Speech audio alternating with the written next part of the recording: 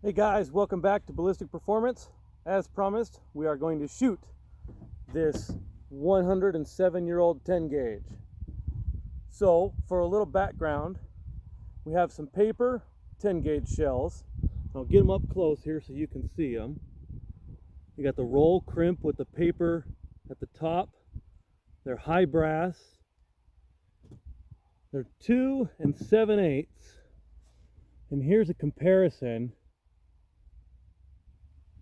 of a 1-ounce target load in 12 gauge. So we're going to shoot them over the chronograph, see how fast they go, and then we'll shoot one into paper at 40 or 50 yards. This was a goose gun, so theoretically you're shooting big birds at relatively long range. So that's what we'll try to simulate and see how it compares to today's stuff. Okay, so I wanted to show you guys how this loads. So I'll see if I can capture this on camera. When you open the action almost all the way and the lifter is still down, you can kind of nose a cartridge in. And remember, this is 5 + 1. Interesting side note, when you're hunting, you're only allowed to have 3 total shells, 2 in the magazine and 1 in the chamber. This gun appears to have a plug in the magazine. I'm not going to take it apart, but I tried my best to get more than 2 shells in the magazine and they won't go. So, interesting. So remember how I said when you close the action, a shell is released into the receiver, and then on the next stroke is ready to be chambered. So we can demonstrate that. If you heard that, that was the shell being released. Now it's inside.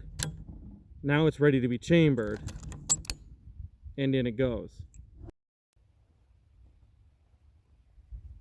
Okay, we've got 3 rounds in it. We'll shoot 2 over the chronograph and get an idea of how fast they're going and what kind of recoil and stuff we got.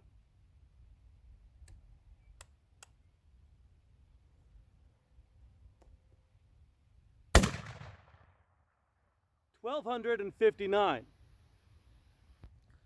And then just so you can see the action,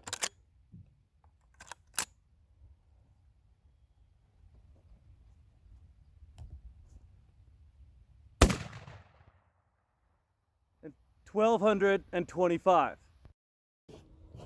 Okay, a couple of things. These are the fired shells, what they look like, expanded. So these are some pretty skookum loads. The 10 gauge in general has a reputation for being high recoil, certainly very powerful. And this is all of that. I don't know if you could tell, but the first round knocked me off balance. This is a stout gun. It's also 8 pounds, so it's a good thing it's not any lighter. Let's take a couple of patterns at a big target I got. All right, so we got about a 20-yard setup here on about a 4-foot square target. So we'll see what kind of patterns we get here.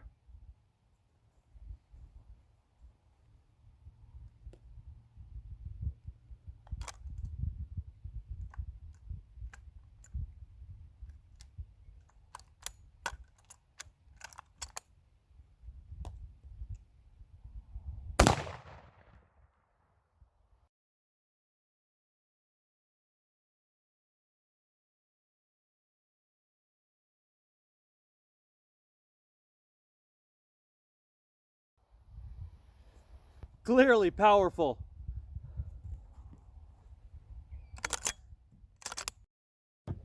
Interesting little side note, guys. Looking for the shot cup after it bounced off of that target, and I found an owl pellet. For those of you that have never dug into one of these, in 8th grade science, we took them apart, pulled all the bones out of it, and discovered what kind of animal had been eaten. Pretty cool little science project there. All right, back to shooting. Okay, so we've stretched it out to about 50 yards. We got 2 shells left. We'll shoot the target with both of them and see what it does.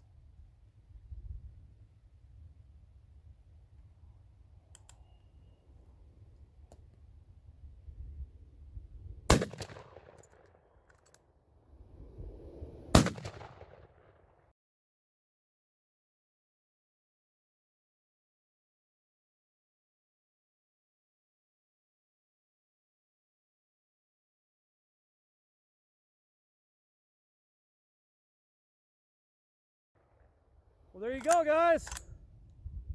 Winchester model 1901. Thanks for watching.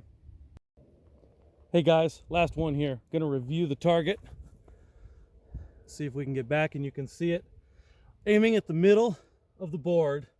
We got a few stragglers out here, but at 50 yards, the majority of the pattern is about a foot, maybe 15 inches wide is all.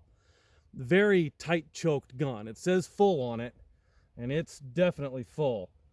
I'm gonna say probably 2-shot or 4-shot, judging the size of BBs. That was a shot cup right there.